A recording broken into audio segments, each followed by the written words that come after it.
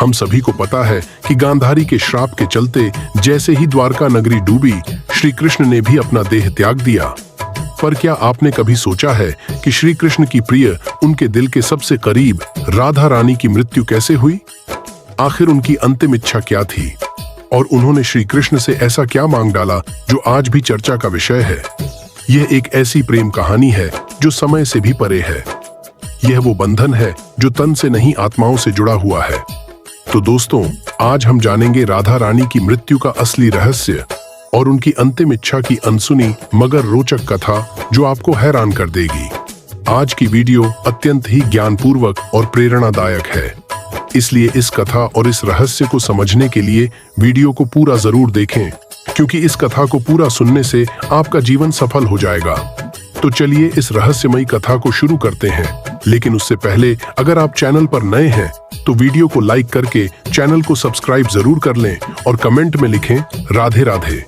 बरसाने की वो पुरानी पगडंडियां जहां पर कभी श्री कृष्ण अपनी लीलाएं किया करते थे, आज भी वहां एक गूंज बाकी थी, प्रेम की, हंसी की, बांसुरी की और उस दुख की जिसने युगों से प्रेमियों को जिंदा रखा है। पर इस कहानी की शुरुआत ना तो बरसाने की उन गलियों से होती है और ना ही वृंदावन से।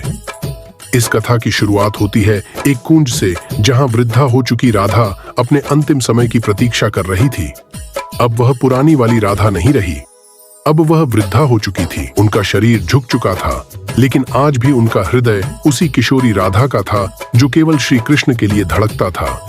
उनके चेहरे पर झुर्रियां आ चुकी थीं, लेकिन आज भी जब कोई बांसुरी बजाता तो उनके चेहरे पर रौनक आ जाती, एक हंसी सी छा जाती, मानो पुरानी यादें ताजा हो गई हों। कृष्ण जब मथुरा छोड़कर चले गए तब उनके वियोग में राधा ने ना तो किसी से विवाह किया और ना ही कहीं आश्रय लिया।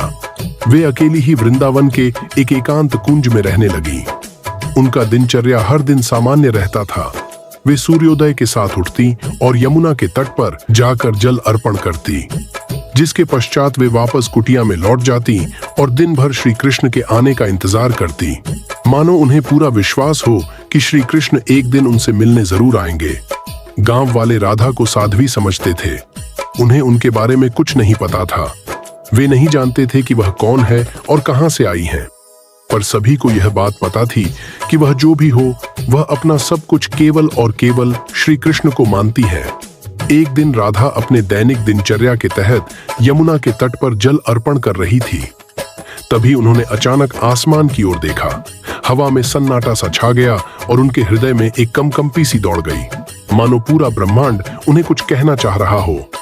और उसी दिन शाम को वे अपनी कुटिया के बाहर तुलसी के पौधे के पास बैठ गई और उन्हें प्रणाम करते हुए कहा कि अब मेरे जाने का समय आ गया है, पर मैं यूं ही नहीं जाऊंगी।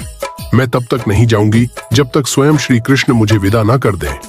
राधा ने कहा कि मैं अपना देह तभी त्यागूंगी जब श्री कृष्ण अपने साक्षात रूप में मेरे सामने आएंगे और प्रेम से मेरा नाम पुकारेंगे। राधे उनकी यह इच्छा सुनकर गांव वाले चौंक गए और सोच में पड़ गए कि आखिर इतने बड़े राजा इस वृद्ध महिला से मिलने क्यों आएंगे। पर किसी ने भी राधा की भक्ति पर संदेह नहीं किया, क्योंकि उन्होंने जीवन भर सिर्फ प्रेम की परिभाषा को जिया था। उनके मन में श्री कृष्ण का अद्भुत प्रेम था और दूसरी तरफ द्वारका में बैठे श्री कृष्ण जिनके पास सब कुछ था, पर फिर भी उनका दिल आज सूनापन झेल रहा था। कहते हैं ना कि सब कुछ पाकर भी आदमी के पास कुछ नहीं होता। आज श्री कृष्ण की हालत भी वैसी ही थी, लेकिन उन्हें अब अंदर से एक खिंचाव सा महसूस हो रहा था। उन्होंने अपनी आंखें बंद की और राधा की पुकार उनके कानों में गूंज पड़ी। इस पल श्री कृष्ण की आंखों में आंसू थे, पर हृदय में सुकून। उन्होंने तुरंत सब कुछ छोड़कर उसी पल एकांत कुंज की ओर प्रस्थान किया, जहां राधा रानी उनका इंतजार कर रही थी। जब श्री कृष्ण वहां पहुंचे तो राधा कुट पेड़ के पास बैठी हुई थी। उनकी आंखें बंद थीं और वे ध्यान में लीन थीं। कृष्ण ने धीरे से कहा, राधे। यह शब्द सुनकर राधा की आंखें खुली और उनके चेहरे पर एक चमक छा गई। उनकी आंखों में वह प्रेम था जो ना कहा जा सकता था और ना ही छुपाया जा सकता था। राधा मुस्कुराई और श्री कृष्ण से कहा, प्रभु, अब मेरे जाने का समय आ गया है। अब मेरी आत्मा केवल विश्राम चाहती है। यह सुनकर श्री कृष्ण ने राधा का हाथ थाम लिया। अब राधा की सांसें धीरे धीरे धीमी होने लगी और उन्होंने वहीं तुलसी के पेड़ के नीचे अपने प्राण त्याग दिए। किंतु यह अंत नहीं था। इसी पल वह रहस्य ने जन्म लिया जिसे सुनकर आप चौंक जाएंगे। राधा की आत्मा को तो मोक्ष मिल गया, पर उनके आखिरी शब्द अब भी श्री कृष्ण के कानों में गूंज रहे थे। राधा ने अपने अंतिम पलों में कहा था, प्रभु जब इस धरती से प्रेम का अर्थ मिटने लगेगा तब मैं फिर लौटूंगी। मुझे फिर जन्म लेना होगा, क्योंकि प्रेम जीवन का प्रमुख हिस्सा है और उसे मिटने नहीं दिया जा सकता। जहां राधा ने अपनी देह त्यागी थी, वहां एक नया पौधा उगाया जो तुलसी से भी अधिक उज्जवल था, मानो कोई स्वर्गीय पौधा हो। गांव के लोग उसे राधा वृक्ष के नाम से पुकारने लगे और वहां पूजा पाठ करने लगे। पर किसी को नहीं पता था कि उस पौधे के नीचे एक रहस्य पल रहा था। वह रहस्य था राधा के पुनर्जन्म का, जो आपको चकित कर देगा। कई युग बीतने के बाद जब प्रेम का मूल्य घटने लगा और लोग सिर्फ वासना में डूबने लगे, तब बरसाने से कुछ दूर एक साधारण किसान के घर में एक कन्या का जन्म हुआ। उसका नाम ललिता रखा गया, पर यह कोई साधारण कन्या नहीं थी। वह बिना किसी के सिखाए ही बांसुरी की मधुर धुन बजा लेती थी। उसकी बांसुरी की आवाज सुनते ही पेड़ों के पत्ते हिलने लगते और पक्षी झूम उठते। गांव के लोग कहने लगे कि यह कोई साधारण लड़की नहीं, बल्कि किसी देवी का अवतार है। वे कहते कि इसे देखकर राधा की याद आ जाती है। ललिता जब 7 साल की हुई तो एक दिन वह यमुना के किनारे बैठी थी। उसी वक्त एक संत वहां से गुजरे। उन्होंने ललिता को देखा और जब उसकी आंखों में झांका तो वे मंत्रमुग्ध हो गए। उन्होंने कहा, वही आंखें, वही चंचल मुस्कान। राधा तुम लौट आई। ललिता को अक्सर सपने में एक सुंदर श्याम वर्ण पुरुष दिखाई देता, जो कोई और नहीं बल्कि श्री कृष्ण ही थे। वे कुछ नहीं बोलते, बस बांसुरी बजाते रहते। उस बांसुरी की धुन ललिता के दिल को छू जाती। एक दिन ललिता ने अपनी माँ से पूछा, माँ, यह प्रेम क्या होता है? माँ ने जवाब दिया, तू अभी बच्ची है, तुझे प्रेम का क्या पता? ललिता चुप हो गई, लेकिन उसकी आंखों में एक पुराना दर्द था, मानो उसने यह सवाल पहले भी किसी और जन्म में पूछा हो। जब ललिता 13 साल की हो गई तो एक दिन वह यमुना तट के पास बैठकर बांसुरी बजा रही थी कि तभी अचानक उसकी बांसुरी से अलग धुन निकलने लगी। वही धुन जो श्री कृष्ण उनके सपनों में आकर बजाया करते थे। अचानक वहां की जमीन थोड़ी सी फटी और एक मूर्ति सी दिखाई दी। ललिता ने उस मूर्ति को निकाला। वह मूर्ति एक स्त्री की थी जिसने बांसुरी पकड़ी हुई थी। जैसे ही ललिता ने उस मूर्ति को अपने हाथ में उठाया, उस मूर्ति से एक दिव्य आवाज निकली जिसने कहा, तुम लौट आई राधे। ललिता चौंक गई।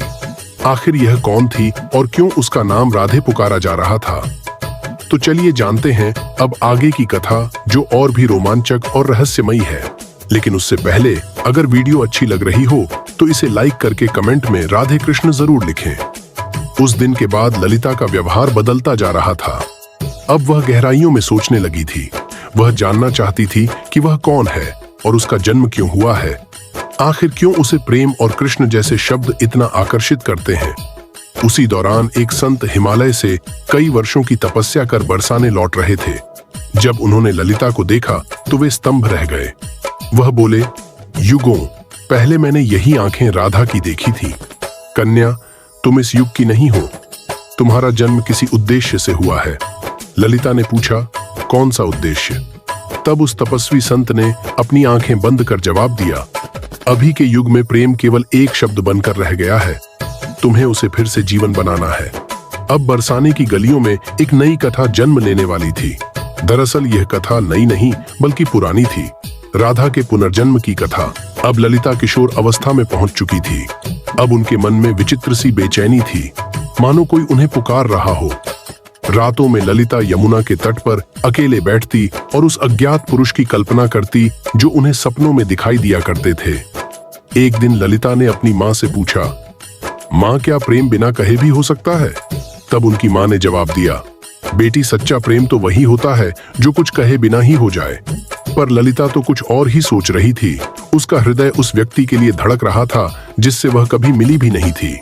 एक दिन उस स्वामी ने ललिता को अपने आश्रम में बुलाया और कहा, राधे, अब समय आ गया है। कृष्ण इस युग में जन्म ले चुके हैं, पर इस युग में उन्होंने एक ब्राह्मण के रूप में जन्म लिया है और तुम्हें उन्हें ढूंढना पड़ेगा। यह सुनकर ललिता खुशी के मारे झूमने लगी, क्योंकि जिस पल का उसे इंतजार था वह आने वाला था। पर एक समस्या थी, ललिता श्री कृष्ण को पहचानेंगी कैसे? तब उस संत ने कहा, जब वे तुम्हारे सामने आएंगे तो तुम खुद ही उसे पहचान लोगी। पर ध्यान रखना, इस बार परीक्षा और भी ज्यादा कठिन होगी, क्योंकि अब युग बदल चुका है। अब तुम्हारा प्रेम व्यक्तिगत नहीं रहा, बल्कि अब तुम्हें लोगों और समाज का सामना करते हुए पूरे संसार को प्रेम का अर्थ समझाना होगा। अब श्री कृष्ण पुनर्जन्म ले चुके थे और एक नवयुवक साधु के रूप में थे, जिनका नाम अनंतानंद था, जो लोगों को उपदेश दिया करते थे। पर कोई नहीं जानता था कि असल में अनंतानंद है कौन। वे जब प्रवचन देते तो प्रेम की ऐसी वाणी बोलते कि लोग रो पड़ते थे। वे कहते थे, प्रेम केवल शरीर का नहीं बल्कि आत्मा का संबंध है। प्रेम का अर्थ ही है त्याग और समर्पण। पर अंदर से वे भी अधूरा सा महसूस करते थे। वे भी हर रात यमुना के तट पर जाकर बैठ जाते और उस अज्ञात स्त्री के स्वप्न में खो जाते। अब एक दिन संत के आदेशानुसार ललिता अपने माता पिता को प्रणाम कर अकेले ही अपने उस अज्ञात प्रेम की तलाश में निकल पड़ी। उनके हाथ में केवल एक छोटी सी बांसुरी थी और मन में दृढ़ निश्चय। वे गांव-गांव घूमती, कभी कथा सुनती तो कभी कई साधुओं से मिलती, इस उम्मीद में कि उसे उसका प्रेम मिल जाए। पर किसी साधु में वह तेज नहीं था जिसकी तलाश ललिता को थी। एक दिन उसे एक वृद्ध महिला मिली, जिसने उससे पूछा, बेटी, तुम इधर उधर क्यों भटक रही हो? तब ललिता ने कहा, मुझे किसी की तलाश है। उस वृद्ध महिला ने ललिता में राधा सा तेज देखा और उसे सुझाव दिया, बेटी, तुम अपनी यह बांसुरी बजाओ। जो तुम्हारे लिए बना होगा वह स्वयं ही धुन सुनकर तुम्हारे पास खींचा चला आएगा। जिसके पश्चात ललिता ने ऊंची पहाड़ी पर चढ़कर अपनी बांसुरी बजाई और ठीक उसी पल उसे कई मील दूर अनंतानंद की आंखें भर आईं। ललिता अब तक 8 गांव पार कर चुकी थी। हर गांव में वह अपनी बांसुरी बजाती, मगर अब तक उसे वह नहीं मिल पाया था जिसकी उसे तलाश थी। ललिता को अनंतानंद के आसपास होने का एहसास होता, मगर वह उसे ढूंढ नहीं पा रही थी। अब वह थक चुकी थी, जिसके बाद उसने प्रण लिया कि यदि अगली पूर्णिमा की रात तक उसे वह नहीं मिला तो वह यमुना में कूदकर अपनी जान दे देगी। उस दिन आखिरी बार ललिता ने बांसुरी बजाई। उसकी धुन वैसी ही थी जो किसी को अंदर तक भिगो दे। उसी पल हिमालय में बैठे अनंतानंद को वह ध्वनि सुनाई दी। उसे वह ध्वनि काफी प्रभावी लगी, मानो उसने कई वर्षों बाद वही ध्वनि सुनी हो जो उसे पुकार रही हो। अनंतानंद ने तुरंत ही हिमालय छोड़ दिया। ठीक उसी रात ललिता को फिर से स्वप्न आया, पर इस बार स्वप्न काफी अलग था। इस बार श्री कृष्ण और राधा यमुना के तट पर बैठे थे और राधा श्री कृष्ण से पूछ रही थी, प्रभु, क्या इस बार भी मेरी प्रेम कहानी अधूरी रह जाएगी? कृष्ण ने कहा, नहीं राधे, इस बार संसार को तुम्हारे प्रेम की पूर्णता दिखाई देगी। इतना कहते ही ललिता का स्वप्न टूट गया। ललिता के मन में एक नई उम्मीद जाग उठी थी। अब वह उस जगह पहुंची जहां अनंतानंद पहुंचने वाले थे। वृंदाधाम यह कोई आम स्थान नहीं थी। कहते हैं कि इसी स्थान पर राधा ने कृष्ण को आखिरी बार देखा था और एक शिला को छूकर प्रण लिया था कि जब तक उसकी प्रेम कहानी पूर्ण नहीं हो जाती वह लौटती रहेगी। उस समय वृंदाधाम में एक कथा हो रही थी और उस कथा के वाचक कोई और नहीं बल्कि स्वयं अनंतानंद थे। ललिता बहुत दूर खड़ी थी और उनके चेहरे को भी नहीं पहचानती थी, परंतु उनकी वाणी में कुछ ऐसा था जिसने उसके हृदय को प्रभावित कर दिया। उस दिन अनंतानंद प्रेम की परिभाषा समझा रहे थे। प्रेम वह नहीं जो आपके पास होता है और आपके साथ जीता है। प्रेम तो वह है जो दूर होकर भी पास होता है। वे यह सब बता ही रहे थे कि उनकी आंखें ललिता से टकराई। दोनों एक पल के लिए स्तंभ रह गए, मानो पूरी दुनिया ही रुक गई हो। अनंत आनंद ने तुरंत ही प्रवचन छोड़ दिया और ललिता के पास दौड़े चले आए। तब ललिता ने अनंतानंद से धीरे से पूछा, क्या आज भी आपको मेरी आवाज सुनाई देती है? अनंतानंद ने उसकी आंखों में देखा और प्रेम से कहा, राधे, तुम आ गई। पल काफी मनमोहक था। पूरा संसार थमा हुआ था, लेकिन यह अंत नहीं था। असली कहानी तो अब शुरू होने वाली थी। अचानक मौसम खराब होने लगा और बादल काले पड़ गए और तभी वहां एक साधु कुरंगनाथ प्रकट हुए, जो नहीं चाहते थे कि राधा और कृष्ण फिर से मिले, क्योंकि उसे ऐसा लगता था कि अगर राधा और कृष्ण फिर से मिल गए तो प्रेम को धर्म से ऊपर का स्थान मिल जाएगा, जो कि समाज की जड़ता को तोड़ डालेगा। कुरंगनाथ ने कहा, तुम्हारा प्रेम आज के युग के नियमों के विरुद्ध है। आज का समाज ना तो इस प्रेम को समझेगा और ना ही सहन कर पाएगा। तब अनंतानंद ने कहा, प्रेम समाज का मिलन नहीं बल्कि दो आत्माओं का मिलन है। तब कुरंगनाथ ने कहा, तो फिर अब तैयार हो जाओ अंतिम परीक्षा के लिए। कुरंगनाथ ने कहा कि यदि तुम्हारा प्रेम सच्चा है तो अगली पूर्णिमा की रात तक ललिता अपनी आंखों पर पट्टी बांध लेगी और वह बिना देखे और बिना सुने तुम्हें ढूंढ निकालेगी। यदि वह इसमें असफल हो जाती है तो दोनों को फिर से युगों युगों के लिए बिछड़ना होगा। अनंत आनंद ये सुनकर मौन रह गए, पर ललिता ने बड़े ही प्रेम पूर्वक और शक्ति से कहा, मुझे आपकी यह शर्त मंजूर है। पूर्णिमा की रात पास आ रही थी। यह परीक्षा ललिता के लिए केवल एक शर्त नहीं थी, बल्कि उसके प्रेम और संयम की लड़ाई थी। वह खुद भी यह जानना चाहती थी कि क्या बिना देखे सिर्फ मन और आत्मा से प्रेम किया जा सकता है या नहीं। अब उसने अपने नेत्रों पर पट्टी बांध ली और कसम खाई कि वह अब किसी को नहीं देखेगी जब तक उसकी आत्मा उसे स्वयं श्री कृष्ण को न दिखा दे। लोगों ने जब उसे ऐसा करते देखा तो वे उसका मजाक उड़ाने लगे कि आजकल की कन्याओं को तो सिर्फ नाटक करना आता है। लेकिन कुछ ऐसे भी थे जिन्होंने उसके इस प्रयास की तारीफ की और उसे हिम्मत दी और बोले, हे राधे, तुम इस युग में जरूर प्रेम को जीत दिलाओगी। उधर दूसरी ओर अनंतानंद एक सुनसान गुफा में ध्यान मग्न बैठे थे। वे केवल एक ही शब्द दोहरा रहे थे, राधे। वे न कुछ खा रहे थे न पी रहे थे। उनके शिष्य इस दृश्य को देखकर घबरा गए और बोले, गुरुदेव, यदि ऐसे ही चलता रहा तो आप जीवित नहीं बचेंगे। तब अनंतानंद ने मुस्कुराते हुए उत्तर दिया, मेरे प्राण तो केवल राधे में बसते हैं। इतना कहकर उन्होंने अपने शिष्यों को आदेश दिया कि यदि ललिता उनके बारे में पूछे तो उसे ना उनका चेहरा बताया जाए, ना ही उस स्थान का पता दिया जाए जहां वे ध्यान कर रहे हैं। वे भी जानना चाहते थे कि क्या इस युग में भी राधा केवल अपनी आत्मा की पुकार से उन्हें ढूंढ पाएगी। इधर ललिता अपनी आंखों पर पट्टी बांधे गांव-गांव भटक रही थी। वह अनेक साधुओं से मिलती और पूछती, क्या आप अनंतानंद हैं? पर उसे कुछ हासिल नहीं हो रहा था। कुछ साधुओं ने तो यहाँ तक झूठ बोलने की कोशिश की कि मैं ही अनंतानंद हूँ, पर ललिता का हृदय उन्हें पहचान जाता। उनकी आवाज में वह नहीं था, ना ही वह तेज था जो केवल आत्मा से पहचाना जा सकता था। एक बार एक साधु उनके पास आया जिसमें गजब का तेज था और जिसकी वाणी अत्यंत मधुर थी। उसने ललिता से कहा, मैं ही अनंतानंद हूँ। यह सुनकर ललिता एक पल के लिए डगमगा गई, पर तुरंत ही उसे एहसास हो गया और उसने उस साधु से कहा, आप में तेज तो काफी है, पर आप वह आत्मा नहीं है जिसकी मुझे तलाश है। उसी क्षण उस साधु ने अपना भेष बदल लिया। दरअसल वह कुरंगनाथ ही था जिसने भ्रम फैलाने के लिए ऐसा किया था। अब कुरंगनाथ ने क्रोध में कहा, तू अब तक नहीं टूटी? आखिर किस प्रेम की बात करती है तू? इतना सुनकर ललिता ने कहा, मेरा प्रेम इस युग के बंधनों से मुक्त है जिसे शब्दों में समझाना असंभव है। इतना सुनकर कुरंगनाथ वहां से चला गया। अब ललिता उस गुफा के पास पहुंच चुकी थी जहां अनंतानंद ध्यानमग्न थे। ललिता धीरे धीरे गुफा के अंदर गई और अंत में उसे वहां किसी के होने का आभास हुआ जिससे दिव्य तेज निकल रहा था। ललिता ने उन्हें पहचान लिया और उनके पास जाकर अपनी बांसुरी उनके पैरों में रख दी और कहा, मैं आपको देख नहीं सकती, पर मेरा हृदय काफी जोर से धड़क रहा है। क्या आप वही हैं जिनकी मुझे तलाश है? अनंतानंद ने बांसुरी उठाई और उसे बजाया। वही धुन जो ललिता को यमुना तट और अपने सपनों में सुनाई देती थी। फिर अनंतानंद ने उसकी पट्टी खोली और कहा, राधे, इस बार भी तुमने मुझे तन से नहीं केवल अपने मन और आत्मा से पहचान लिया। वे दोनों रो पड़े। उनकी आंखों में कई सालों की थकान थी जो अब मिट रही थी। तभी वहां एक साधु आए और उन्होंने कहा, राधा और कृष्ण, तुम्हारा प्रेम संपूर्ण तभी माना जाएगा जब यह समाज इसे स्वीकार करेगा। जब इस समाज के सामने तुम्हारा प्रेम सत्य और पवित्र सिद्ध हो जाएगा, तभी तुम्हारा मिलन सफल होगा। राधा ने कहा, प्रेम तो किसी समाज के बंधन से मुक्त होता है, उसे किसी के प्रमाण की जरूरत नहीं। लेकिन तभी अनंतानंद ने उसे समझाते हुए कहा, राधे, अब युग बदल गया है। अब यह समाज प्रेम की परिभाषा भूल चुका है।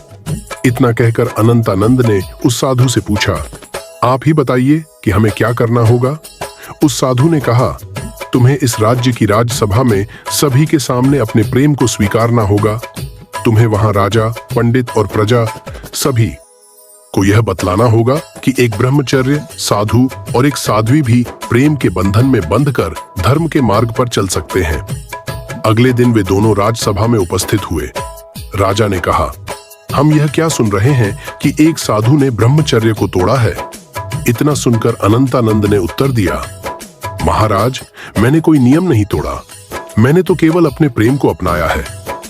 तब अनंतानंद ने प्रेम को समझाते हुए कहा, प्रेम कोई काम वासना नहीं है, प्रेम तो आत्मा का मिलन है। जब आज से कई युग पहले राधा और कृष्ण ने प्रेम किया था, तब भी समाज ने यही कहा था, और जब वे जीवन भर समाज के कारण एक दूसरे से अलग रहे, फिर भी समाज चुप रहा।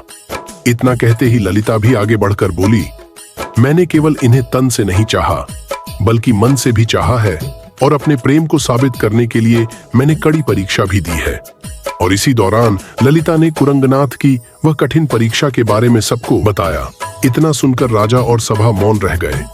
को राजा के फैसले का इंतजार था। राजा ने कहा, जब मैं छोटा था तब मेरी माँ मुझे राधा और कृष्ण की अमर प्रेम कहानी सुनाया करती थी, और जब मैं उनसे पूछता कि आखिर उन्होंने विवाह क्यों नहीं किया, तो मेरी माता चुप रह जाती। आज जाकर मुझे यह बात समझ में आ रही है कि विवाह तो समाज का नियम है, पर प्रेम आत्मा का। इसीलिए मैं इस प्रेम को स्वीकार करता हूँ। तब से प्रेम की एक नई परिभाषा लिखी गई, और कई युगों पश्चात राधा और कृष्ण का मिलन फिर से संपूर्ण रूप से हो पाया। दोस्तों, अब हमारी कथा यहीं पर समाप्त होती है, लेकिन अगर आपको यह कथा अच्छी लगी हो तो कृपया करके वीडियो को लाइक करें और चैनल को सब्सक्राइब कर लें।